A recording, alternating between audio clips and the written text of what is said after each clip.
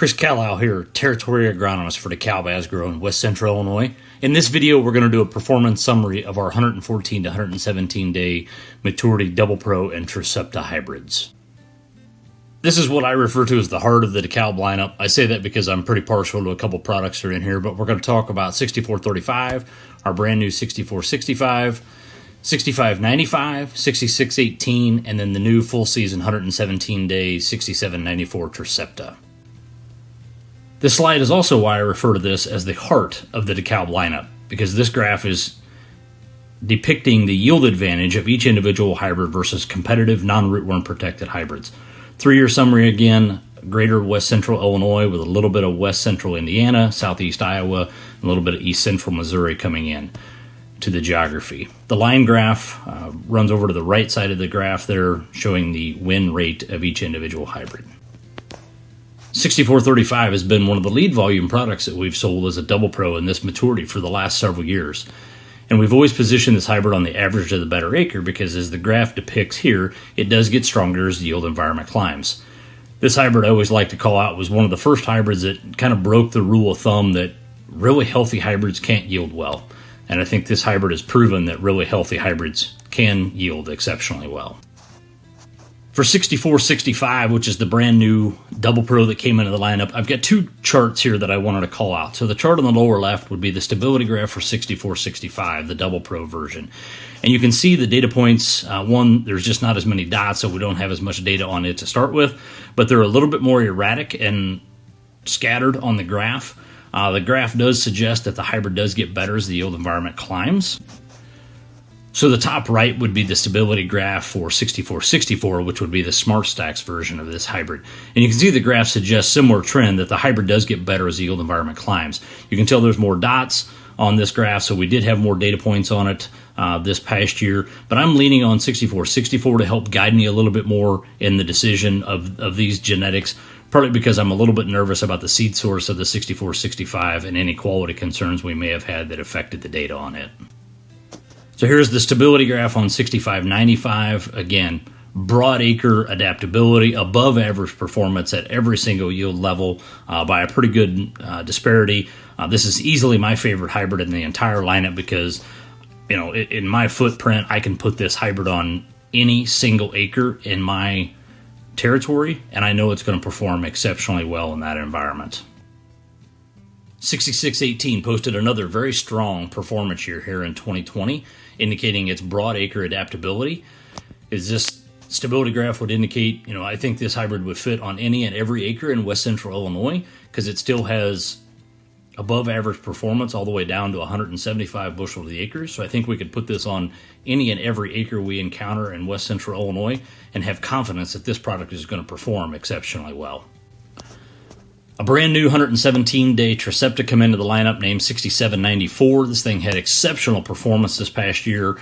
It was a rock star as an experimental and breeding trials in 2019 and previous years, and it exhibited that again here in 2020. We didn't get quite as many looks at it as what we would have liked to have had, but it does look like it's got great broad acre adaptability and tremendous top-end yield potential as well. Here we're looking at all of the hybrids pitted against 6595. So you'll notice here that 6618 and 6794 are the only two hybrids in the lineup that are outpacing 6595. 6618 has done that 2 years in a row now. 6794 came in and did that this year as well. 7027 has always been one that's been just right below 6595, obviously considerably wetter with that 120-day maturity. As we look here at 6435, I think a lot of people would be surprised at the disparity of it versus 6595. I'll comment on that in just a second on the next slide. As I look at 6465, it came in about 5.5 or 6 under 6595. That's a little wider than what I would have expected, but it's only 29 comparisons. Again, I'm a little bit concerned about the integrity of this data, so I'm leaning on the 6464, which did have a better year versus 6595 than what the 6465 did. So summarizing all these products, 6435, in my personal opinion, field performance of this product has been considerably better than what our plot data would indicate. I think it's still a great hybrid. We want to continue to place that hybrid on average to better soils and proceed with confidence that that product is going to continue to perform like what we're used to. 6595 is easily my favorite hybrid in the lineup because of its ability to go anywhere and perform exceptionally well in all environments on all acres. It's just about as solid as a product as I've ever seen, and it continues to perform day in and day out. 6618, in my opinion, is one of the most overlooked products in our entire lineup. It's had rock solid performance every year that we've looked at this product, even as a pre-commercial in 2017 and 2018, and then again here in 2019 and 2020. It was the first product to come along to knock off the Kingpin 6595 in the Double Pro lineup, and this hybrid has also been able to outpace 7027 that has had a lot of notoriety for its high yield potential. So I believe we need to find a home for 6618 on most customers' orders, especially as guys start to look at earlier season soybeans and planting beans earlier and trying to cut beans earlier. That's going to put more pressure on their corn to stand out in the field longer. And with the agronomic package of 6618 and its yield potential, I think that fits the bill exceptionally well, that it can stand there and wait for guys until they get to it. I'm cautiously optimistic that 6465 is going to have a phenomenal year in 2021. And I say that because as I look at the performance of 6464, it was had exceptional performance this past year. So I'm leaning on the performance of it a little bit more to help guide me on 6465. We want to place 6465 on average to better soils to take advantage of its high yield potential and start to work it in on some of those acres where we had 6435 at before. 6794 was a shining star in plots this year.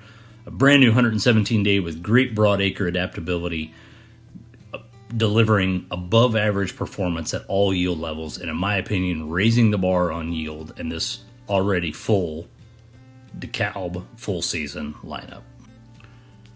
Again, I thank you for your time and your attention. If you have any questions on any of this information, please don't hesitate to reach out to us, and have a great day.